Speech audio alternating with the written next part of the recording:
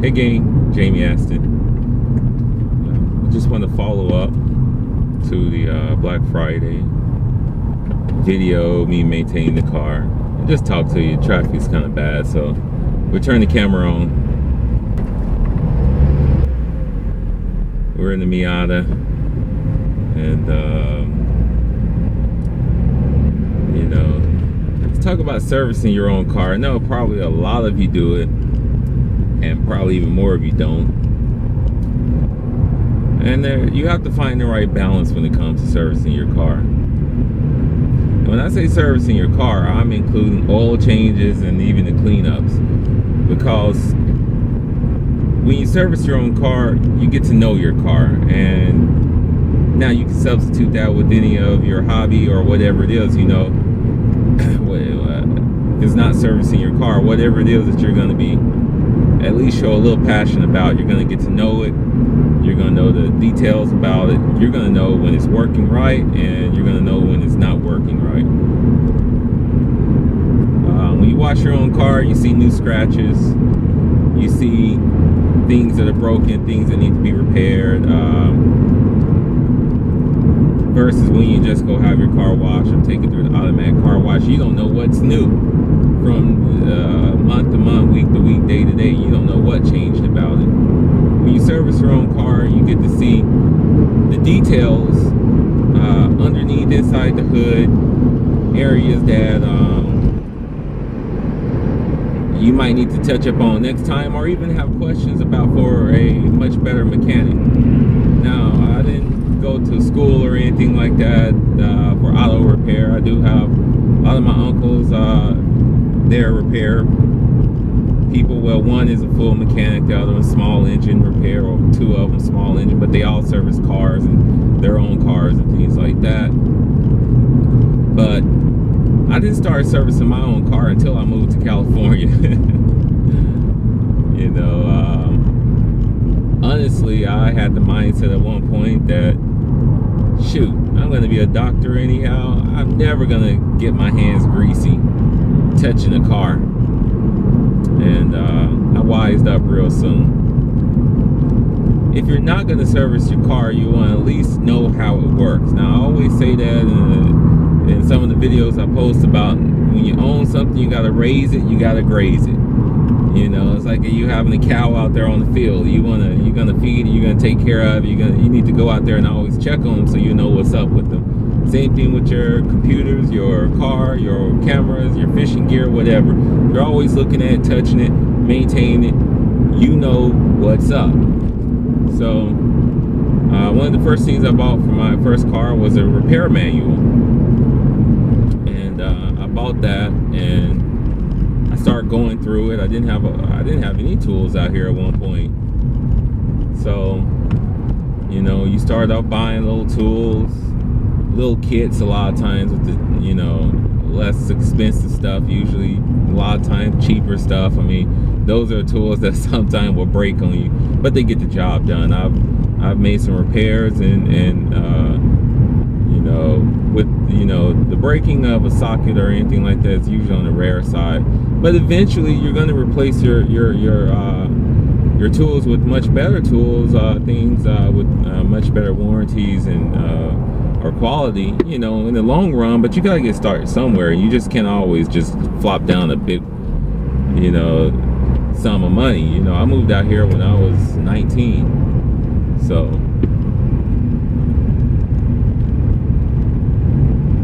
I ended up buying a few tools, and I think one of the first things majorly I bought was the little jack stands and jack, which I still have and use. I'm always using coupons or looking for deals for things, you know, so anytime you can save money, good job. So I started making little repairs on that car. You might start off with just doing your own tire rotations. To be honest with you, this was the first time I've changed my own oil, transmission fluid. Well, I've added transmission fluid when I changed out the CV joints on my first car with a friend. My brother and I changed out belts, things like that. But this was the first time for an oil change. And that is a very simple process, so why haven't I done it before? Well, a lot of times when it comes to oil change, you can just get it done fast, not faster. Not a lot of times faster, but sometimes faster, but cheaper. Now, when we say faster or less expensive, you got to factor in time. When you go to these shops and they get to raise your car up, or they get to go underneath it real quick, drop the oil, change your filter out, that's time you don't have to pull out your jack, raise it up, and creep up under and do all that type of stuff. So, you know, you have to look at time as money a lot of times. But a lot of times when you want to go with full synthetic or better filter, those shops want to charge you so drastically much more than really what it costs, because the procedure doesn't change no matter what type of oil you put in your car. The procedure to change your oil did not change. Procedure to put a better filter in did not change. So it's just a way for them to make money. So when you're doing your own repairs, what you want to do to maximize the cost savings is combo your repair job. So that's why I did the oil change, the transmission fluid flush, and the differential flush and new fluid.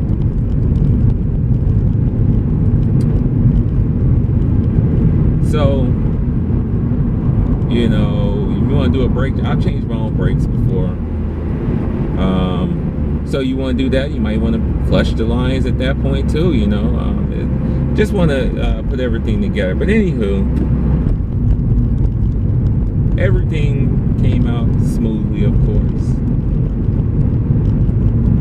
You know, I am extremely happy with the results. And I just wanted to follow up with you all. Don't be afraid to open your computer. Don't be afraid to open the hood of your car or any other device that you have. I've always been a tinkerer since I was a child, you know. At the end of the day, you know, everything just is built up of components, whether it's a computer, car, or anything else. And when you have something that you can replace the parts in, you're in a really good position. If you don't want to get your hands greasy, great. But if you know how your items work, you can't be so, you know, snake oil in a sense. It happens a lot. I see it when people get their computer repaired. They go to a Best Buy or somewhere, and they end up buying all these services and software and crap, and none of that is what they need.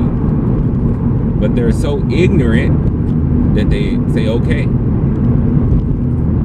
With the car repair, you go in and you got a service light, you know, you can buy one of those car readers for about $30-40, and even less if you buy the little Bluetooth device, put it on your car and use your phone. Go look up what that code means. It doesn't tell you exactly what's wrong, but you can start putting 1 and 2 together. Look online. There's too many online resources.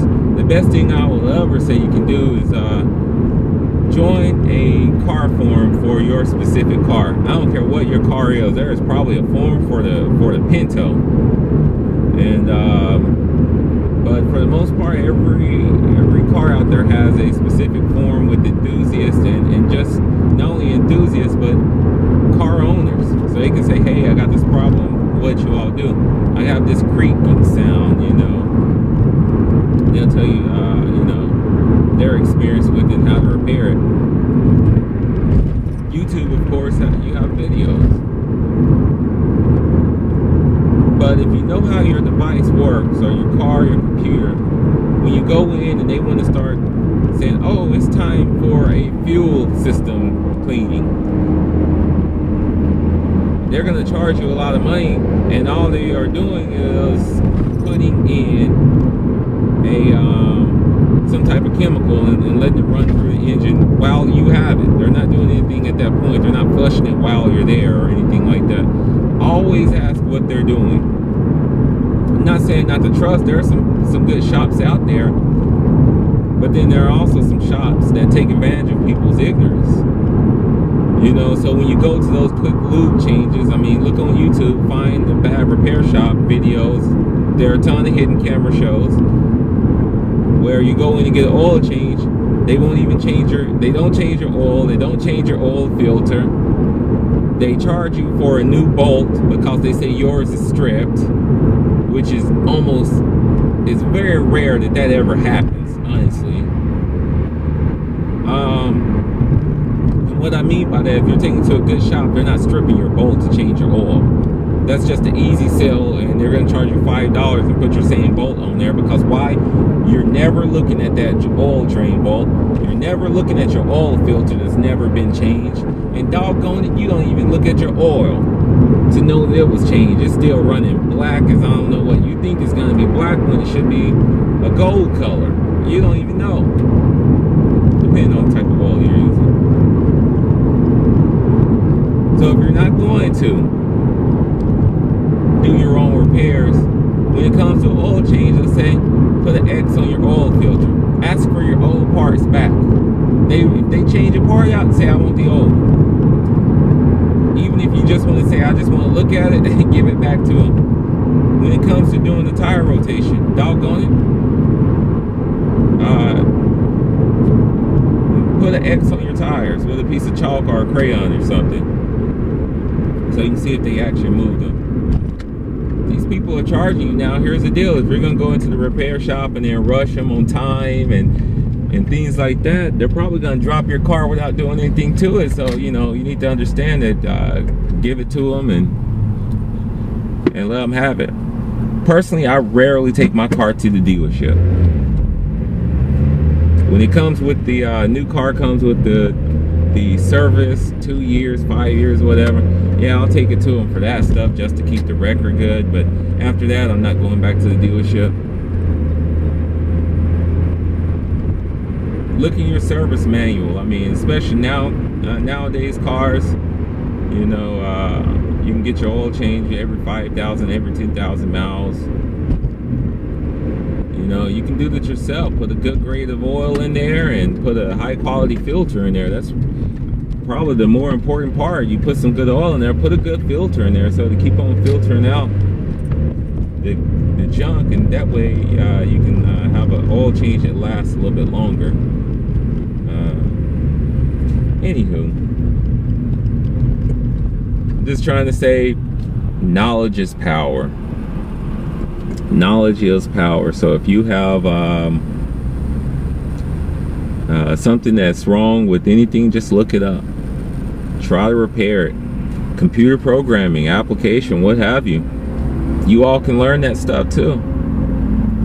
Just look online. You're gonna start out slow. You're gonna start out with nothing. That's life. We all did.